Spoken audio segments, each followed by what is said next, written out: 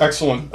Let's hope I get my facts straight on this one. Credits include working with Gene Simmons from Kiss, Dan Hartman from Edgar Winter Band in a studio setting. Also, credits include being on Capitol Records, playing drums behind Wendy O. Williams, as well as the DC area Cherry People from the 60s and 70s. A whole lot of other stuff in a band now called Red Lotus. I was trying to figure out where we could start at, but you were saying in our chat just now to sort of prime me up, Blue High. So you went to Blue High, and that's in Southeast DC? Washington, D.C., yes. And now, when did you get into drumming, and did you maybe take other instruments when you were going there, or how did you get into the whole I play music thing? Well, at the time, there was a lot of musicians around, going to school at the time, just like Sugar Bear. Those are the guys I was hanging around with, Trouble Funk, EU, all these groups. And at the time, I was with a group called JJ and Invaders. I didn't really play drums at the time, but I got into it quick, after that, by hanging out with these musicians, you know what I mean?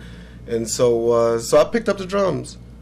And my first band there was JJ and the Invaders. What style of music?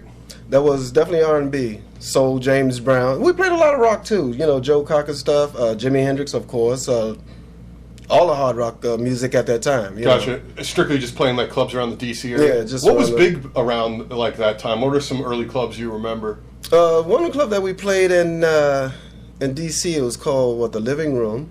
That was in DC. And we didn't play. We played like outdoor festivals and things like that. Yeah.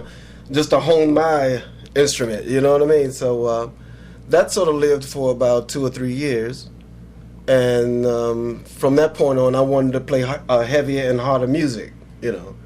And which that brought me up to Georgetown. And that's how you found the Cherry People, or they found you? Well, actually, through a mutual friend, someone told a friend of mine that they were looking for a drummer. And cool. I said, what's the name of the group? The Cherry People. The Cherry People. The Cherry People. What the hell is the Cherry People? So I went to Georgetown, man, to check them out at the Keg. Right on. And got there. Whoa, loved the music. Blew my mind, And I had 2 auditions with that group, because they was holding auditions at the time. Gotcha. And they liked me the first time, and they wanted me to come back for the second, and the rest, what they say, is history. And what year was this around?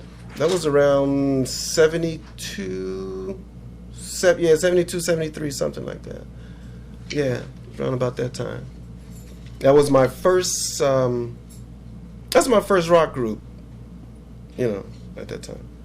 You joined the Cherry People. Punky Meadows was obviously a member at that time, who went on to join Angel pretty shortly thereafter, and you stayed in the band after he was out? Yeah, I stayed about a couple months afterwards, about maybe a half year, 6 months, We were trying to work things out, And, we went through a lot of guitar players, and as we were going, man, unfortunately, things just didn't work out, I had different ideas, other players had different, ideas too, as far as music, And let me ask you about the Georgetown scene.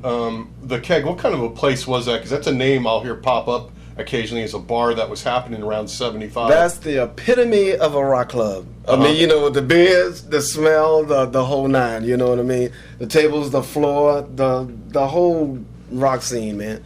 Was it a cool club? I mean, like, was the staff cool? Like, what memories do you have of the Keg? Oh, that was the coolest place. If you wanted some real bona fide rock music, because down on M Street, you had other bands, man, playing like, cover tunes. Crazy Horse and stuff like that? Yeah, Crazy Horse, man, Then they had the bigger groups down at the Bayou at the time, you know what I mean? But as far as, like, Georgetown, we really had that on lockdown, man. What was the first band?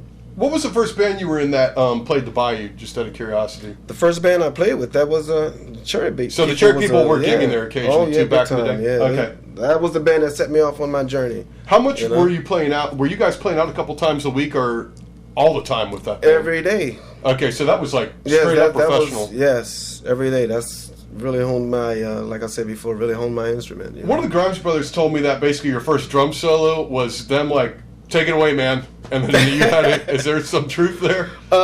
Take it away. I tried to do the best I could at the time because, just like I said, I was into like an R&B band. Right. And I didn't know if the people was, hip up on the, the funk beats and stuff like that. Yeah. But that developed my style into a lot of different things that gave me my style today. Applying that R&B to your metals, the double bass thing, in which that was the first time I ever played double bass drums, but I learned it very quickly. Right. So I had no choice when you have 1,000 eyes looking at you. You know what I mean? You're gonna do or die. So did you stick around DC after the Cherry People, or what happened that sort of led you up to 1982, which we'll get to in a minute or two? Of sort of what happened after Cherry People. I fooled around with a couple other bands, and Peaches and Herb was one of them. Okay. And I also played with Mike Fath. You might know him. Sure. He was in that band. Were you guys members at the same time in Peaches and Herb? Yeah, because we had a band called Black on White. Okay. You know what I mean? And the conga player, he knew some of the people in Peaches and Herb camp, so to speak, right? And so they were looking for a band. I didn't want to play it. I refused everything. Oh, hell no, I can't play that R&B. Hell no, I want to rock.